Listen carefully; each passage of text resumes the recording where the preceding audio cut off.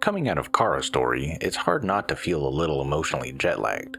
We witnessed a couple days and nights of crawling through the cracks of society with a few characters just trying to survive the night. Huddled in abandoned cars, hiding from cops, watching snowflakes fall through shattered windows. Her arc was small, quiet, and personal. Intimate in a way that made every choice feel like it was about someone, not something. And then there's Marcus. With Marcus, Detroit Become Human scales up, like significantly. Suddenly, we're not dealing with just survival or safety. We're dealing with symbols, power, identity, and mass mobilization. Gone are the cold laundromats and back alley shelters. In their place, wide-angle shots, dramatic speeches, and an AI with the weight of a movement on his perfectly sculpted shoulders. It's a different flavor of storytelling, one that trades emotional immediacy for scope. Marcus isn't protecting one person, he's trying to wake up thousands. It's less about hiding from the world and more about confronting it head-on. And depending on your mood, that might feel exciting, or like stepping into a philosophy lecture that occasionally explodes. Where Kara's arc whispers, Marcus's shouts. And sometimes, just sometimes, it feels like the game is more interested in what he represents than who he actually is. He's more of a question than a character at times, a mirror for the player to project onto, and the game is very eager for you to see him as something larger than life, whether or not you're ready to buy in. Still, there's something intriguing about that, about watching a character go from obedient caretaker to public figure and being asked, subtly or otherwise, to decide what kind of symbol he should become. There's ambition here, and maybe a little overreach, but we'll get to that. For now, let's walk through how the game introduces Marcus, what it sets up, and where the threads begin to pull. Because whether or not it all works, well, that's something we'll explore along the way. Let's get into it. We first meet Marcus strolling through the polished urban decay of Henry Ford Commemorative Park, where the grass is green and the poverty smells like hot dogs and resentment. His mission? Grab some paints from Bellini so Carl, his elderly artist owner, can express his inner torment in brushstrokes.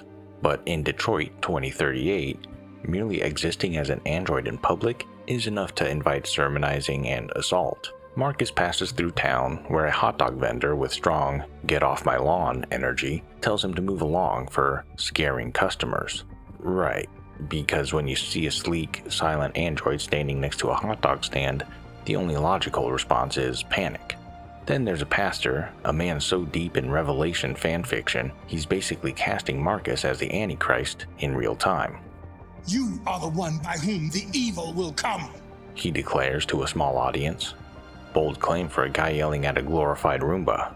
Eventually, Marcus reaches Bellini's, grabs the paint, and heads home, but not before getting mugged by a gang of unemployed humans blaming androids for stealing their jobs, because nothing says economic recovery like beating up a paint courier. A cop shows up and threatens to fine them, but not because assault is wrong, just because it's technically property damage. Marcus gets on the bus, yes, the back of the bus, because the future is progressive, just selectively. Back home, Marcus wakes Carl, a wealthy wheelchair-bound artist who treats Marcus more like a son than a servant.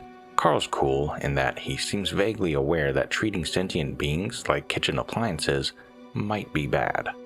After some breakfast and light father-son banter, Marcus plays piano.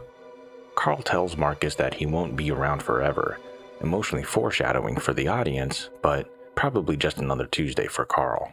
In the studio, Carl finishes a painting and tells Marcus to try creating something himself. Marcus tries.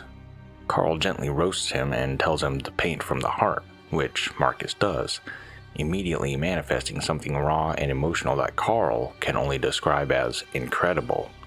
At this point, Carl's son, Leo, shows up, strung out and demanding money like it's his birthright. Carl refuses. Leo throws a tantrum and implies that Carl loves Marcus more than him, which honestly might be true. The interaction ends with Leo accusing his father of only ever loving his art. Later, Carl and Marcus return from an art event so soul-sucking that Carl immediately asks for whiskey. There's a light on in the studio. That's never good. They find Leo again, this time claiming Carl's art is his inheritance. You know, the kind of legal logic you usually hear right before someone starts pawning family heirlooms for illegal substances. Carl tries to get Marcus to escort Leo out, but Leo's not having it. He pushes Carl, then attacks Marcus, goading him to fight back. Carl, ever the pacifist, tells Marcus not to react, but this time, Marcus snaps. Literally, he goes deviant, breaks through his programming, and pushes Leo. One bump into the wheelchair lift later, Leo's down, and Carl is crawling on the floor trying to comfort his son. Marcus, horrified, is told to run because of what will happen to him. Cops arrive. They see an android with malfunctioning emotions standing near a bleeding human and a dying old man. Carl was right. This does look bad. So naturally, they shoot him. Marcus wakes up in a scrapyard. He's missing everything. Legs, hearing, vision, vital fluids. Around him, discarded androids whisper about Jericho, a supposed safe haven that may or may not be a myth. Marcus scavenges body parts from robot corpses. One dying android begs him not to take her therium pump. He does anyway because survival isn't clean. Once fully functional again, Marcus pulls off his LED tracker and walks out of the dump, now reborn as something more than a butler, a broken man with a cause. Later, Marcus follows graffiti clues to Jericho, which turns out to be a rusted freighter filled with androids who are not okay. He's welcomed by Simon, North, and Josh, three personalities that range from optimistic to bitter to painfully philosophical. Jericho, as it turns out, isn't a resistance base. It's a shelter for the discarded, and with resources running low, it's evident this is becoming a graveyard. Marcus decides that's unacceptable. He meets Lucy, a mystical circuit board shaman who heals his wounds with zero questions and maximum vibes. Marcus tells the crew they need to stop surviving and start living. But first, they need parts. He proposes a heist on a CyberLife warehouse. Simon and Josh are cautious. North is already packing. So the crew infiltrates the CyberLife warehouse. Marcus frees several androids, confusing the hell out of everyone, including North, who starts to think he's either a prophet or a lunatic. Also, while here, they run into John, a security android, and rather than take him out, Marcus converts him. John becomes their unwitting inside man. They steal a truck full of parts and roll out, having officially shifted Jericho from a sad social club to an operational base. Marcus makes another speech. No one objects, probably because he's tall and intense and just pulled off a literal robbery. In town, while pondering the human condition, Marcus sees an article about Stratford Tower's broadcast system. One revolution logic step later, Marcus decides it's time to go full CNN. He and the crew infiltrate the building, disable guards, change clothes, and hack their way into the control room. When a human employee tries to alert security, Marcus shoots him. Not ideal, but also maybe understandable. He delivers a message to humanity about rights, justice, and android freedom. Tone calm, content subversive. Marcus is officially no longer playing nice. And then they base jump off the building, because symbolism. Marcus and the gang heads to Capitol Park, liberating androids inside and outside a CyberLife store. He starts a peaceful protest, more androids join, police arrive looking like they just finished playing Call of Duty on nightmare difficulty. Things are tense and a fellow android hands Marcus a gun. Marcus spares the officers, a mercy that may or may not come back to bite him. The next day, Marcus is contemplating things when he is joined by North.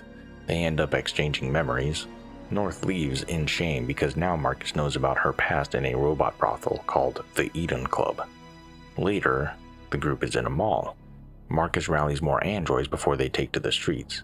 The protest swells, police arrive again, but this time with riot gear. Marcus stands his ground, the officers shoot, then shoot again.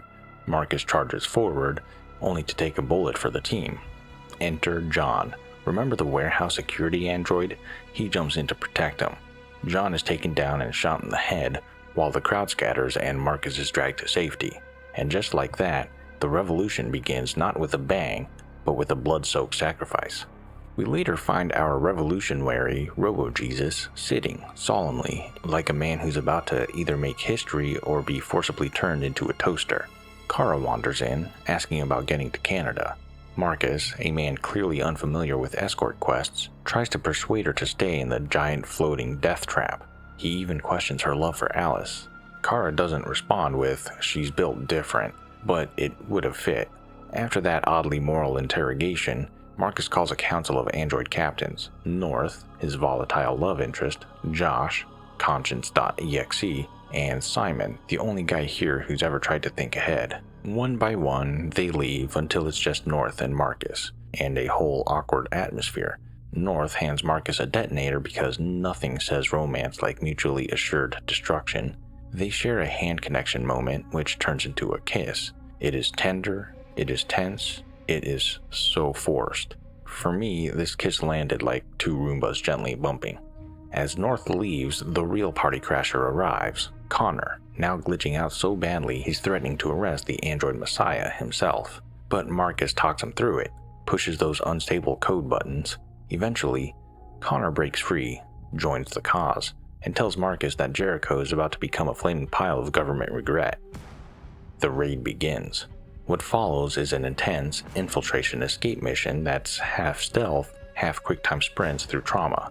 Marcus dodges bullets, saves androids, watches Lucy die, RIP glowing Zen Queen, and chooses mercy even while under attack.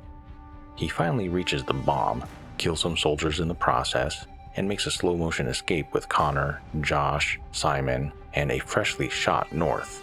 Simon says there's nothing we can do. Marcus says, bet. He fights back against waves of soldiers, not for glory, but for time. Jericho goes up in a ball of fire, but its heart escapes on Marcus's back. Before the next act of civil disobedience, Marcus makes one final pilgrimage, to Carl's house.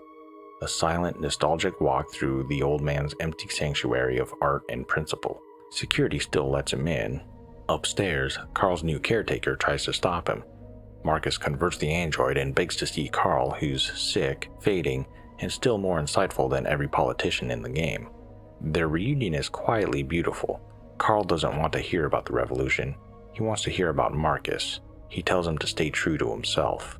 It's not flashy, it's not dramatic, but it might be the first truly human moment Marcus has had in hours. Later, it appears Marcus has rallied his remaining followers inside an abandoned church. Everyone's a little broken. Car's terrified. Connor proposes the ludicrous plan to break into Cyberlife. North is holding on by a thread. Marcus chooses peace again, not out of weakness, but because war was never the point. He stands before his people battered and backlit like a prophet in ragged clothes, and delivers the news. Humans have decided to exterminate us. And yet, he will not raise a weapon, because of me. So the peaceful protest begins. Marcus, North, Josh, Simon, and the other survivors walk hand in hand toward the recycling camps, facing down tanks and rifles like they're armed with nothing but hope and painfully high public opinion. The army opens fire, androids fall, still, they walk. Eventually, the group sets up a barricade, a last stand of scrap metal and trembling hands. Marcus helps reinforce the walls, checks in with his team, reassures the scared, and projects a massive hologram message for the press.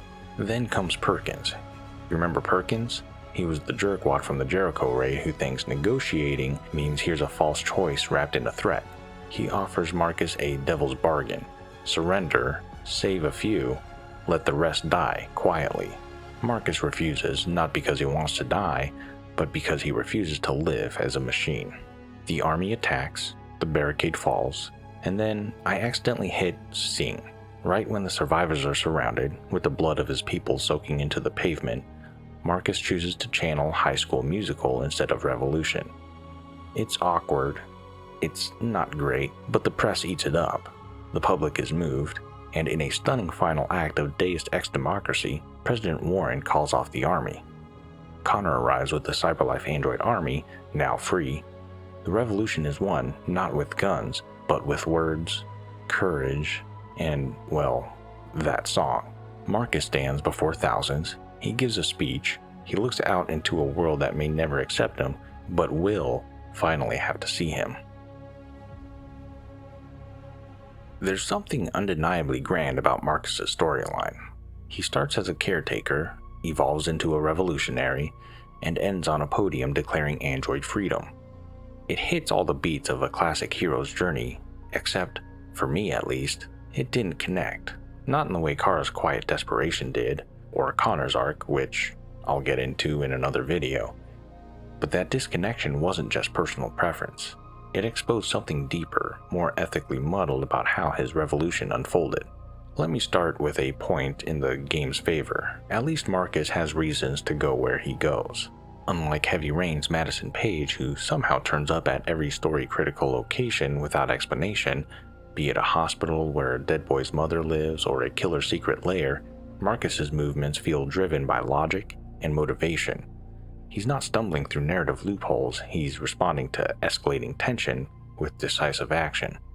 It's better writing, but better doesn't always mean resonant. Now about that love story with North, I could feel the game nudging me. Look, romance, emotional stakes, please care. But their relationship felt more like a checkbox ticked off the revolutionary checklist than a lived connection. Maybe it was the kiss after exchanging revolutionary doubts, or the mutual hand-holding like Bluetooth pairing. Either way, it felt like a moment crafted for the idea of intimacy rather than something earned through character chemistry. Still, none of this was what unsettled me most. That honor goes to Marcus's method of rallying androids to the cause. Walking through a plaza and waving your hand to unlock their deviancy is one thing, but when those androids are actively performing duties, running errands, serving customers, guiding children, it begins to feel less like liberation and more like abduction. These androids had owners. They were purchased, assigned roles, and Marcus flipped that all off with one gesture. Is it still a revolution when you're forcibly conscripting civilians? Compare that to Connor's approach, when he converts rows of unassigned androids, tools still waiting on a purpose. That felt like an act of reclamation, not theft. Marcus, on the other hand, hijacked androids already in use, most of the time mid-task. The game wants us to read it as freeing minds from chains, but in practice, it looked like a rogue AI removing agency from androids who didn't ask for liberation, especially when many of them had no time to process, understand, or consent to the cause. And maybe that's where my real problem lies. Not with the cause itself, but with how it was executed. Marcus wasn't just building a movement, he was making decisions for others in the name of freedom. Which invites a deeper question. Did he cross the very line he was trying to erase? If that sounds like a contradiction, maybe it is, but it's also a fascinating one. And to understand where it comes from, we need to go back, before the protests, before Jericho, before the slogans. We need to look at Marcus's life as Carl's caretaker, the obedient son, the artist's muse, the man who was taught to make something meaningful. Because it's in those early moments, when he's given the illusion of freedom under Carl's guidance, that the seeds of his radical transformation are planted. Let's take a closer look at who Marcus really was before the revolution, and what made him believe the cause had to begin by taking choice away from others. Before Marcus was the leader of a revolution, he was something else entirely. A caretaker, a muse, a surrogate son. And like most surrogate sons in stories like this, he was taught by a well-meaning but flawed mentor. Enter Carl, wealthy artist, wheelchair-bound visionary, and one of the few humans in this game who talks about freedom like it's a sacrament. He tells Marcus to think for himself, to create, to reject violence. He speaks of art like it's a second language for the soul. If androids could imprint on their creators like ducklings, Carl would have been Marcus's mother goose. But Carl's teachings weren't without contradiction, because while he was preaching about liberation and self-expression to his android, his biological son, Leo, was outside, strung out, angry, desperate, and most of all, unwanted. Carl spoke of freedom as a gift, yet the son who had it squandered it in self-destruction. The son who didn't have it, Marcus, became the calm, kind, compliant ideal, at least until pushed. And there's the moral irony. Leo is free, but he's a mess. Marcus is obedient, but he's praised. One is a human failure, the other a programmable success. So what does that say about Carl's version of freedom? It begins to look less like liberation and more like control with a poetic spin. Because here's the uncomfortable truth. Carl doesn't really celebrate freedom. He celebrates his version of it. He approves of Marcus's autonomy, but only as long as Marcus stays within Carl's emotional framework. When Marcus tries to protect him and things spiral into violence, Carl doesn't say, "You made a choice, and I respect it." So Carl, for all his wisdom and warmth, wanted control over his legacy. Leo was too erratic to carry it. Marcus was easier to sculpt, because Marcus was grateful, gentle, and most of all, programmable. The line between love and legacy got blurred. Carl wasn't giving Marcus freedom, he was giving himself a second chance at fatherhood, one that couldn't talk back unless it was pre-approved. And I think that casts a long shadow over Marcus's future actions, because when Marcus later becomes a liberator of androids, when he starts waking them up in plazas and store windows, what is he really doing? Is he giving them freedom? Or is he, like Carl, offering them a particular kind of freedom, one that fits within his vision? In trying to grow from Carl's model of mentorship, it seems more like Marcus inherited it instead. He becomes more than just a revolutionary. He becomes a messiah. He doesn't just ask androids to choose, he shows up and chooses for them, just like Carl. And if Carl's version of love was control with a halo, then what exactly is Marcus building? Leadership, we're told, is about vision, courage, sacrifice. But for Marcus, leadership becomes something far more complex and far more dangerous. Because whether his resistance is peaceful or violent, his choices ripple outward, affecting everyone who follows him. And often, they aren't really choices at all. They're decisions, final, solitary, and unchallenged, made not through dialogue, but decree. Time has come to make a choice. That phrase may sound noble, but in practice, it reveals something chilling. Even in peace, there can be authoritarianism. Whatever you decide, I'm with you, Marcus. Now, I took the nonviolent route. This is where Marcus raises his hands instead of a weapon. He sings, he marches, he bleeds symbolism, and yet, androids still die, police still fire, sacrifices are still made. But Marcus's hands remain mostly clean. He never throws the first punch. This is the paradox of the Messiah. His purity is preserved by the suffering of others. He becomes a symbol, and the symbol must be spotless. We have to show them we won't back down. We stay right here. So others bleed for him, die for him, not because they choose to, but because he chose to be peaceful and they had to make it work.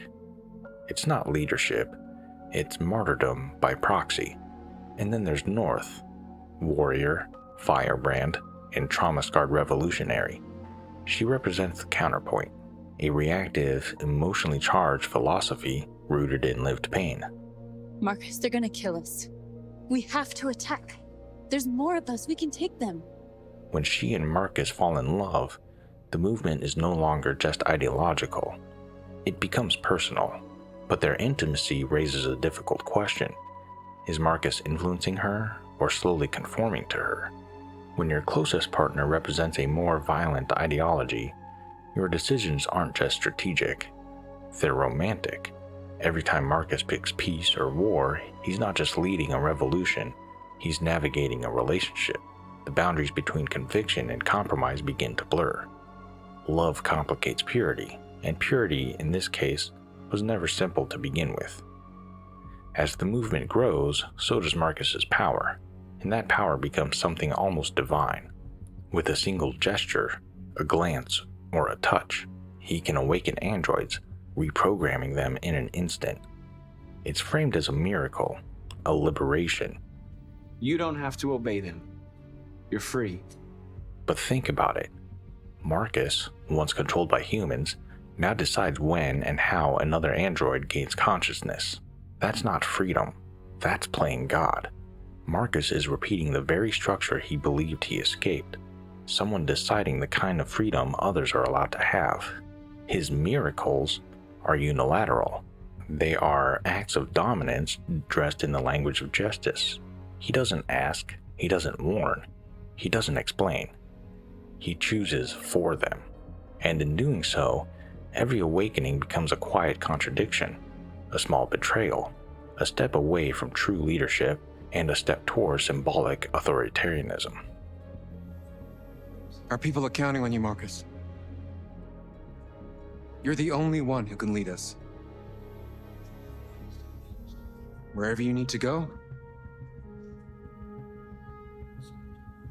we'll follow you. Marcus believes he's breaking chains, but with each gesture, he becomes the one holding them.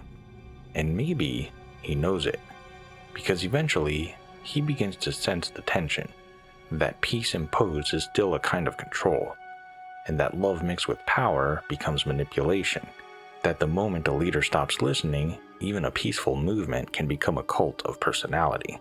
They all obey me. They follow me without question. And that much power feels good. And scary at the same time. The real question isn't whether Marcus is right or wrong, it's whether he can stop being the only one who decides, and that's when the game tests him. But how do you test a Messiah? How do you know if a liberator is capable of letting others choose, even if it means watching them walk away? For a long time, I couldn't quite put my finger on where Marcus's journey actually matured. Not when he led the protest, not when he stormed the tower, not even when he stood on that rooftop surrounded by followers. Because in all those moments, Marcus still had the reins, the speaker, the symbol, the one making decisions for the good of everyone. Jericho is a place for those of us who want freedom. But then it hit me. It happens in a moment so subtle, you could almost miss it. It's when Connor shows up. This is the crucible, the mirror, the test. Connor stands before him, clinical, precise, and programmed. He's everything Marcus once was. I've been ordered to take you alive. A servant, a tool, a question waiting to be answered. And in that moment, Marcus has the power to decide the answer for him. And he doesn't. He doesn't touch him, doesn't force the code, doesn't deliver the miracle. Instead, he offers something rare in this story, and frankly, rare in leadership itself. He gives him a choice. No sermon, no sales pitch, just the invitation. Decide who you are. Have you never wondered who you really are? Whether you're just a machine executing a program or a living being, capable of reason. I think the time has come for you to ask yourself that question.